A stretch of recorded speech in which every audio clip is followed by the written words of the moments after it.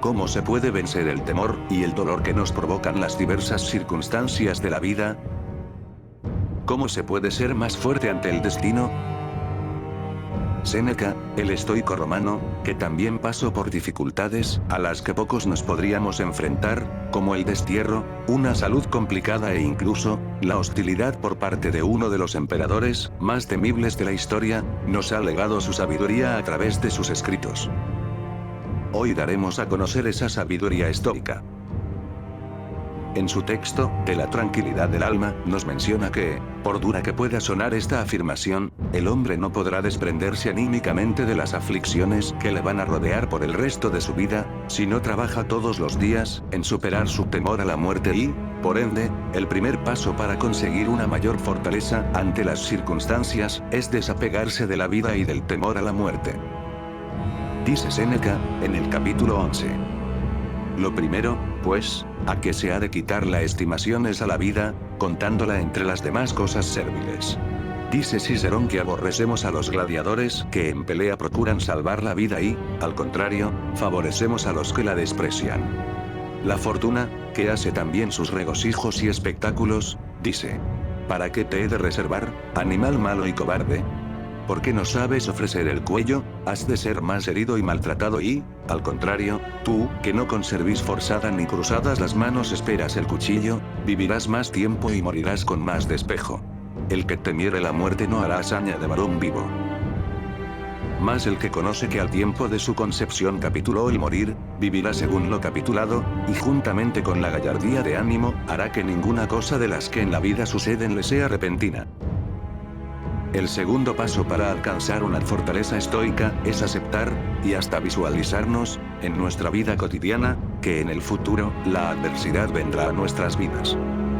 ¿Para qué recordarse continuamente esto? Para que cuando dichas adversidades vengan, ya estemos preparados mentalmente, y no nos lleguen de sorpresa, pues las cosas golpean más duro cuando, por un lado, ni siquiera nos planteamos que nos podrían suceder o, por el otro lado, duele muchísimo más cuando, en vez de prepararnos para aceptar la adversidad futura, nos imaginamos un futuro feliz sin dificultades, y pasado el tiempo, dicha fantasía se acaba haciendo pedazos, contra la realidad de los hechos, que resultaron ser tan diferentes a nuestra visión optimista de las cosas. Séneca, pues, continúa diciéndonos: porque teniendo por asentado que todo lo que puede venir, le ha de suceder, mitigará los ímpetus de los males, que estos nunca traen cosa de nuevo, a los que estando prevenidos, los aguardan, y solamente son graves y pesados, a los que viven con descuido y esperan solamente las cosas felices.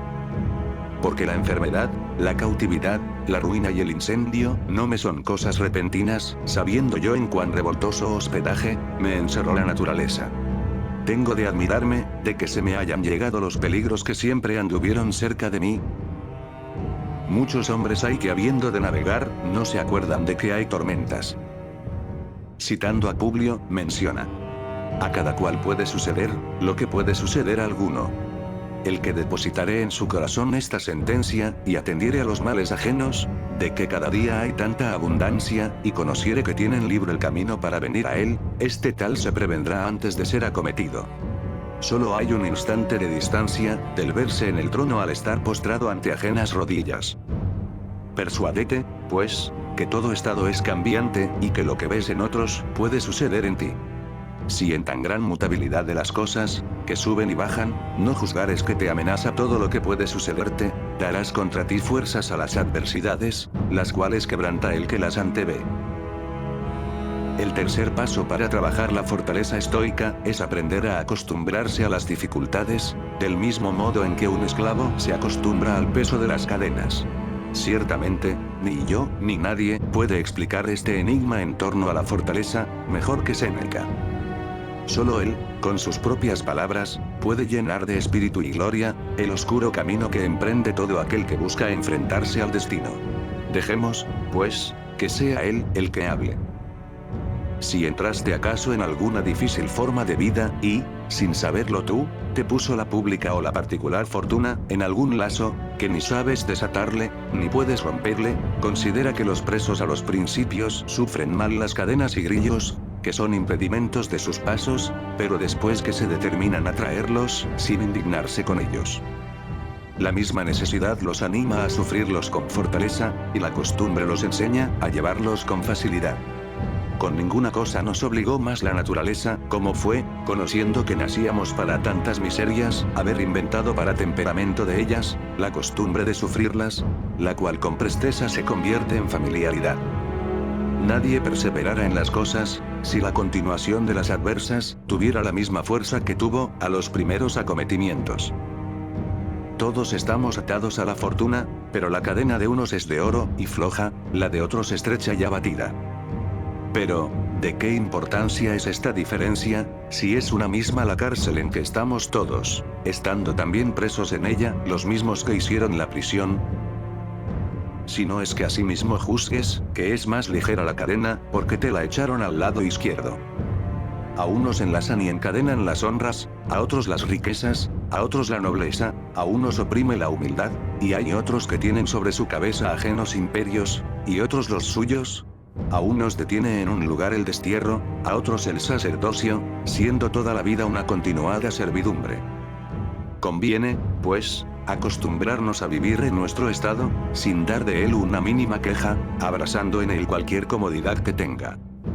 No hay caso tan acerbo, en que no halle algún consuelo el ánimo ajustado.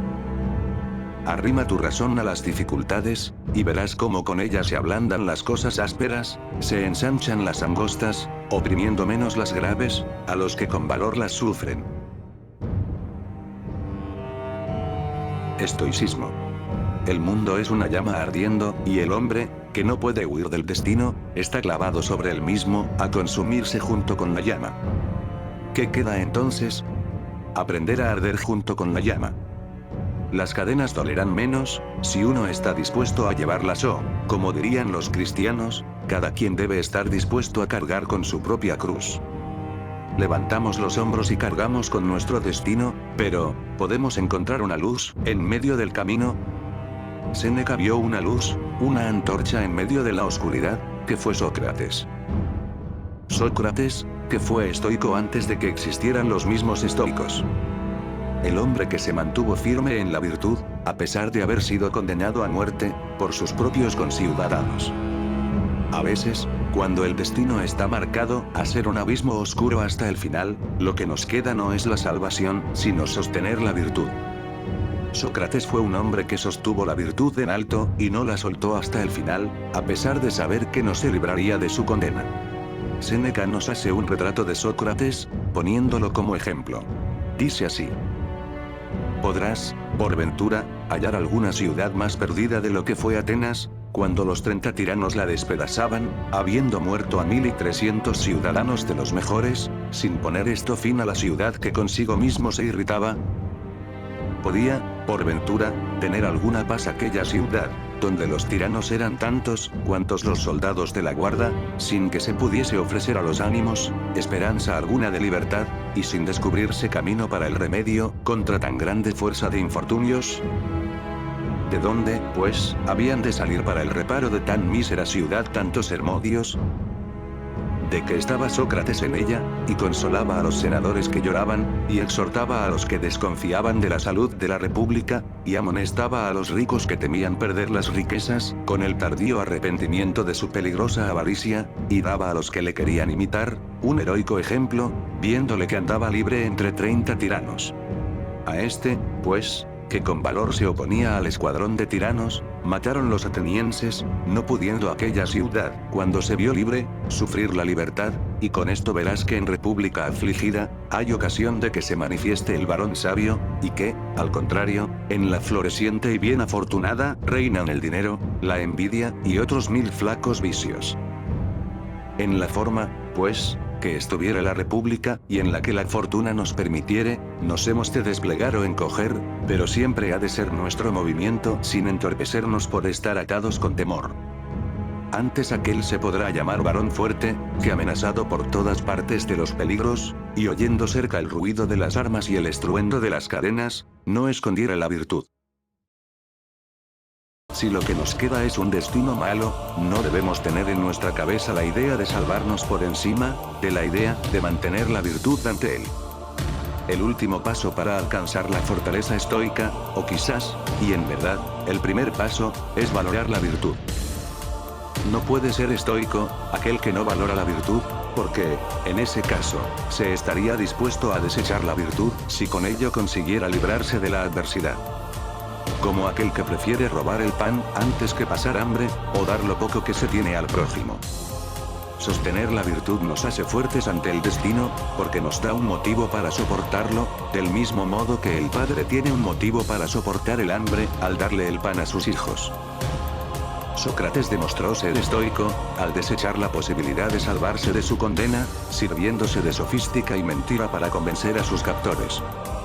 Le condenaron por decir la verdad, y él, no dejándose afectar por el destino, siguió diciendo la verdad, hasta el momento en que tuvo que beber la cicuta, y perecer.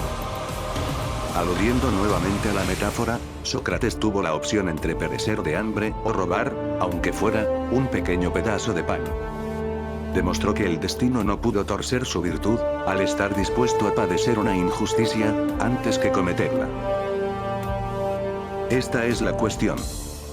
¿Se está dispuesto a preferir la virtud, por encima de la mismísima salvación? Solo un verdadero estoico responderá correctamente. Espero hayan disfrutado el video, y deseo que todos nos acerquemos a los caminos de la verdad, se encuentre donde se encuentre. Mi objetivo no es dar, sino buscar. Gracias por su tiempo.